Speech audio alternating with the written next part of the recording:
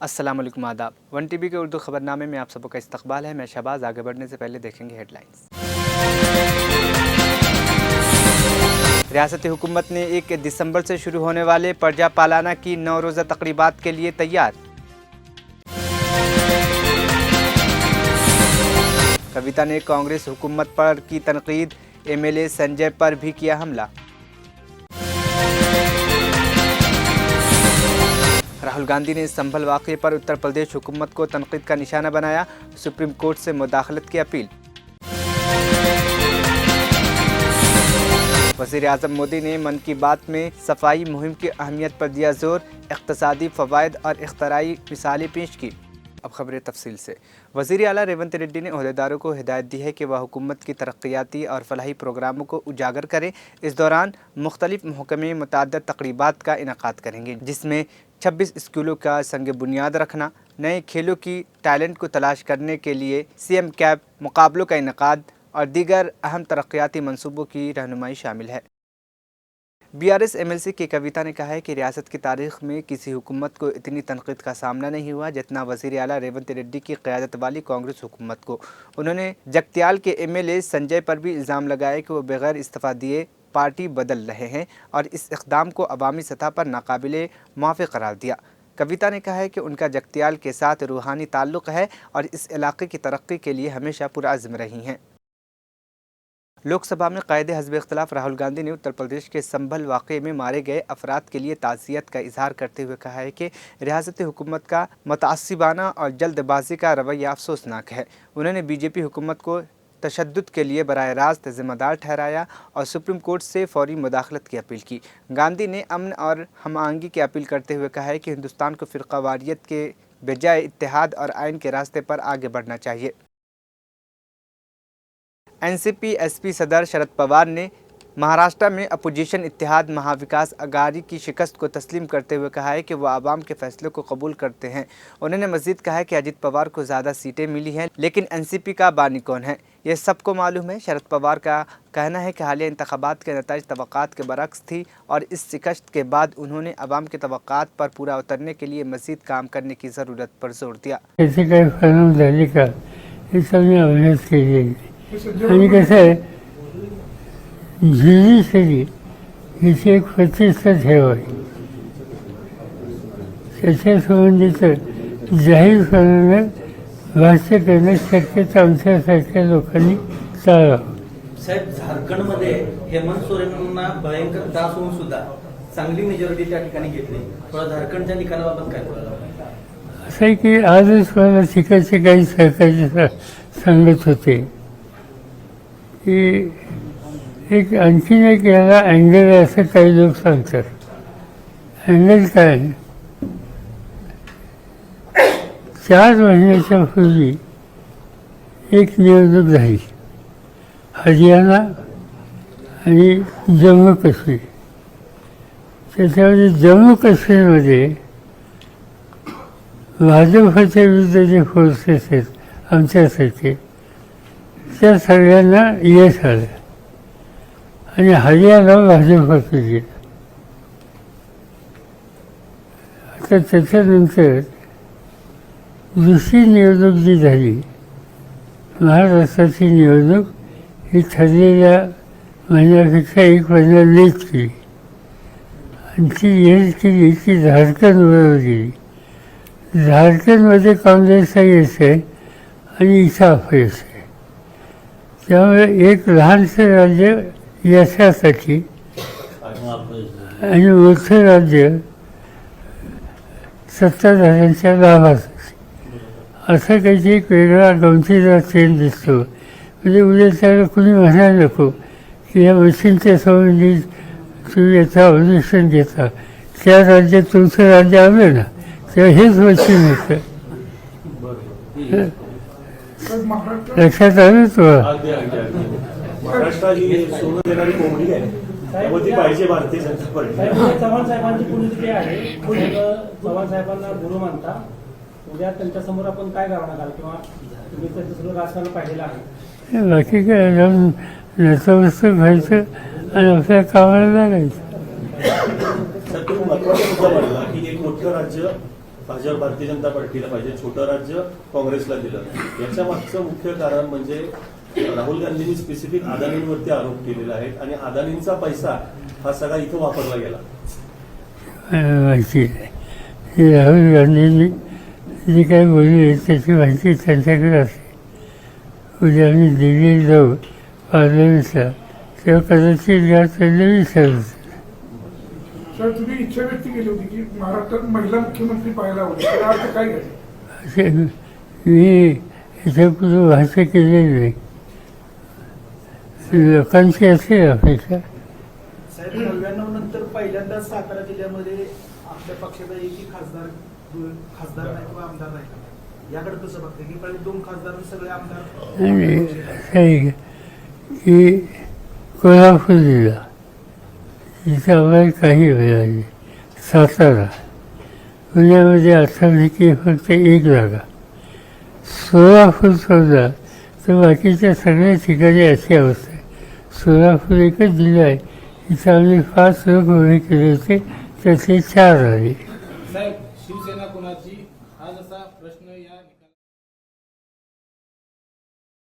वज़ीर आज़म नरेंद्र मोदी ने अपने महाना रेडियो प्रोग्राम मन की बात में सफाई मुहिम के जारी रखने की अहमियत पर जोर दिया और कहा कि इस मुहिम में सरकारी दफातर के मुलाजिमीन में जिम्मेदारी का एहसास पैदा हुआ है। उन्होंने बताया कि सफाई मुहिम के दौरान कई गैर ज़रूरी फ़ाइलों को हटा दिया गया है, जिससे काम के माहौल में बेहतरी आई है। मोदी ने मुंबई के 2 ख़वातीन की मिसालें पेश की जो कपड़ों के टुकड़ों से फैशन आइटम्स बनाकर कचरे को इक़्तिसादी फ़ायदे में तब्दील कर रही हैं। मेरे प्यारे देशवासियों, आपने देखा होगा जैसे ही कोई कहता है सरकारी दफ्तर तो आपके मन में फाइलों के ढेर की तस्वीर बन जाती है।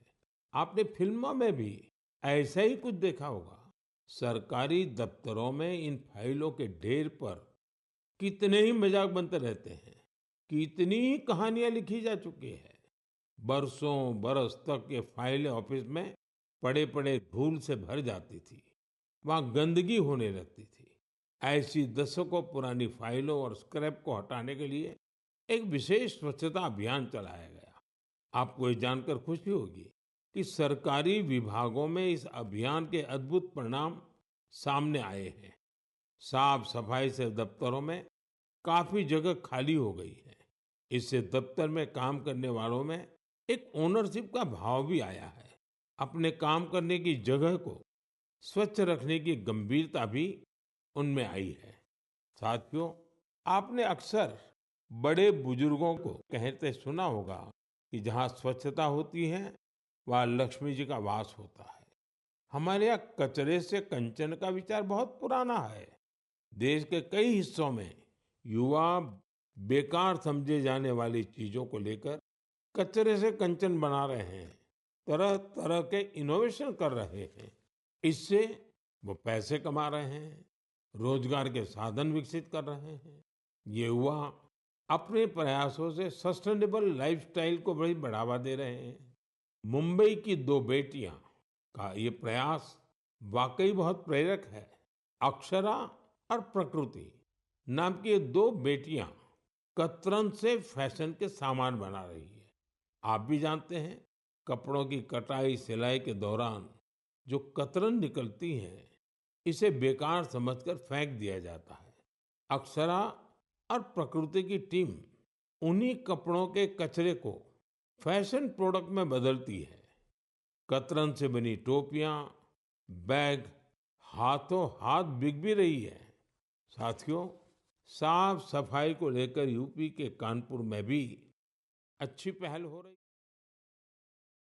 24 नवंबर को जनगम्मा समाज ग्रेटर हैदराबाद ने चिन्ना आनंता गिरी शिवालयम अत्तापुर में कार्तिक महीने के शुभ मौके पर एक कम्युनिटी फ्रेंडली कॉन्फ्रेंस और फास्ट फूड प्रोग्राम का इनेकाद किया, जिसमें हैदराबाद, सिकंदराबाद और दीगर मकामात से 1500 से ज़ायद अफराद ने शिरकत की। इस मौके पर सरकारी मुलाजिमीन और रिटायर्ड अहलकारों को एजाज़ दिया गया। ज़रूरतमंद ख़वातीन में सिलाई मशीन तकसीम की गई और खेलों के मुकाबलों का इनेकाद किया गया। जिसमें जीतने वालों को इनामात से नवाजा गया। प्रोग्राम में रियासती जनगम्मा समाज के सरगर्दा अराकीन और मकामी मुअज़्ज़िज़ीन भी शरीक हुए और सबको आशीर्वाद दिया। इस मौके पर रियासती जनगम्मा समाज के सदर संगैया स्वामी भद्रेश्वर, जनरल सेक्रेटरी एम यर्री स्वामी, बी विश्वनाथ और कई मुअज़्ज़िज़ीन मौजूद थे। सदर, नायब सदर और राज्य जनगम्मा समाज के दीगर सरगर्दा अराकीन ने भी प्रोग्राम में शिरकत की और सबको आशीर्वाद दिया। अगर काय को घर पे अगर कोई जेंट्स रहेगा तो उनको भेजते तो काम पे जाओ बोलते हैं, तो दोपहर में एक बार टेस्टिंग होता है। उसके लिए उन्होंने दोपहर को एक बार आके चेक करते हैं कि these are 2 times of checkers. तो हम लोग क्या है, मॉनिटर्स है, पब्लिक का हम लोग मॉनिटर है। तो इसके लिए मैं आपको और एक बार निवेदन करता हूँ, ये जो एसोसिएशन భద్రకాళి లాగా జెండా ఉన్న అందరు ఫోటోలు తీయండి. రైట్, రెడీ, వాళ్ళకి గీయండి ఒక్కొక్కటి. నెక్స్ట్ వాళ్ళకి గీయండి. అందరూ మీరందరూ 2 చేతులు పైకి ఎత్తండి. వీళ్ళు భర్తలందరూ 2 చేతులు పైకి ఎత్తండి. రిబ్బన్ రబ్బర్ బ్యాండ్ పట్టుకోండి పైకి. రబ్బర్ బ్యాండ్ పెట్టుకుంటాయి. ఫోటో తీసామా? రెడీ, మీరు చేతులు పైకి ఎత్తండి.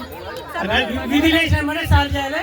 ఎవరు జడ నీట్గా ఉంటుందో ఈ మహిళా వాళ్ళు మీరు అందరు మీరే జడ్జ్ చేస్తారు. Ready, go.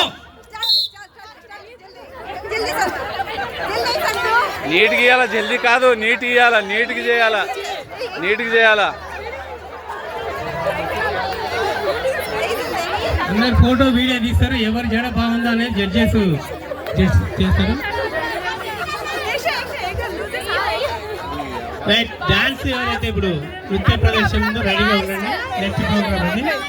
దీని తర్వాత దాండియా 6 ఉన్నాయో నేను తీసుకురాలేదు, ఉంటే రెడీగా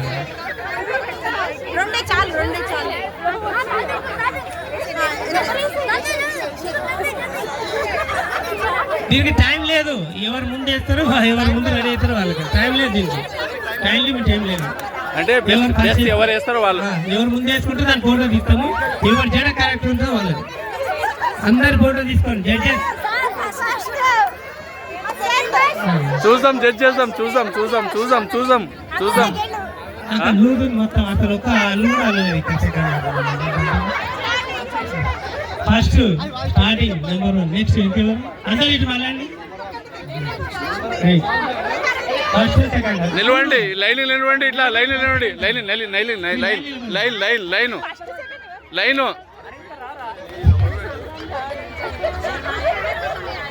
కొంతమంది జడ వెంట్రుకలకు జడ ఏంటంటే కొంతమంది జడకు ఉరేసారు.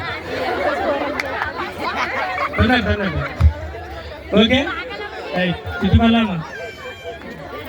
ఫస్ట్ సెకండ్ థర్డ్ జడ్జ్మెంట్ అక్కడ లైన్ నిలవండి అందరూ. అక్కడ ముఖము లైన్ పక్కకి అక్కడ ముఖం చూస్తారు అందరూ. వెనక నుంచి రండి అమ్మా, ఇట్లా రండి, ఇట్లా రండి, ఇట్లా చూస్తారు ఎవరు బెస్ట్ అనుకోండి. సూపర్. ఫస్ట్ సెకండ్ థర్డ్ కూడా ఉందా ప్రైజ్? థర్డ్ ప్రైజ్ కూడా ఉందా? థర్డ్ ప్రైజ్ మళ్ళా అంతేనా?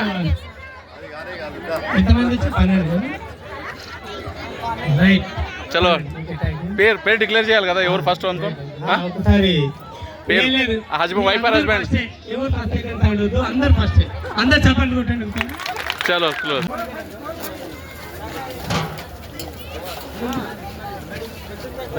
पीछे से मत आओ, बोलो उनको आगे से कोई भी नहीं आते थे।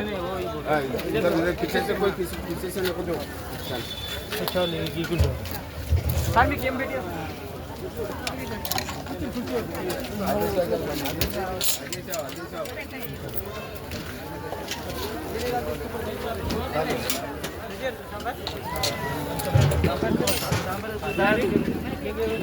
पूरी लाओ भैया, पूरी लाओ।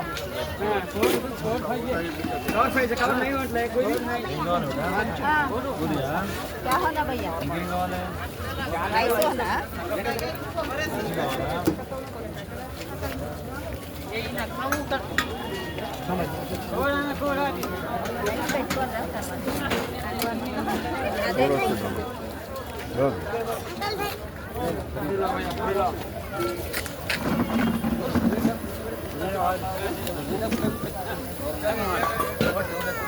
पूरे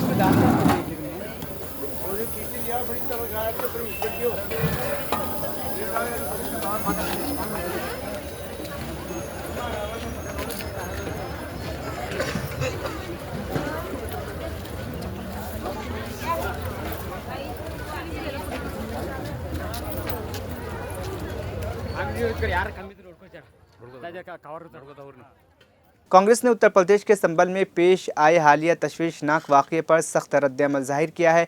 पार्टी के मीडिया डिपार्टमेंट के चेयरमैन पवन खेरा ने कहा है कि वज़ीर आला योगी आदित्यनाथ की हुक्मरानी में रियासत महफूज नहीं है। उन्होंने इल्ज़ाम आयद किया कि संबल में मुजाहिरीन पर सीधी फायरिंग बीजेपी और RSS की सोची समझी साजिश का हिस्सा है, जिसका मकसद समाज में मजहबी बुनियादों पर अदम इस्तेहकाम पैदा करना है। पवन खेरा ने इंतज़ामिया की जानिब से अमन कायम में नाकामी पर रियासती हुकूमत को तनकीद का निशाना बनाया। आखिर में हेडलाइंस फिर। रियासती हुकूमत ने 1 दिसंबर से शुरू होने वाले प्रजा पालाना की 9 रोज़ा तकरीबात के लिए तैयार।